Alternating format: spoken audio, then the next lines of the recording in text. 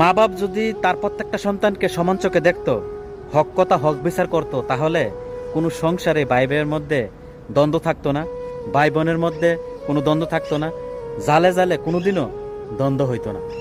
মা বাপ কি করে, এক সন্তানের আয় অনেক বেশি টানে, আরেক সন্তানের আয় একবারই টানে না। এক সন্তানের নাতি নাতনিদেরকে অনেক বেশি ভালোবাসে, আরেক সন্তানের নাতি নাতনিকে দেখতেই পারে না।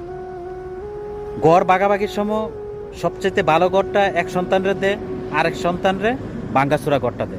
জমি ভাগাভাগির সময় সবচাইতে যে জমিটা ভালো, মূল্য বেশি, দান ভালো, ওইটা এক সন্তানরে দে, আর সবচাইতে যে খারাপ জমি, যেটাতে দান কমো, ওইটা আরেক সন্তানরে দে। এইসব পক্ষপাতিত্বের কারণে ভাই ভাইয়ের মধ্যে দ্বন্দ্ব, ভাই বোনের মধ্যে দ্বন্দ্ব, সংসারে সবচেয়ে বেশি অশান্তি সৃষ্টি হয় একমাত্র এই মা বাবার পক্ষপাতিত্বের কারণে।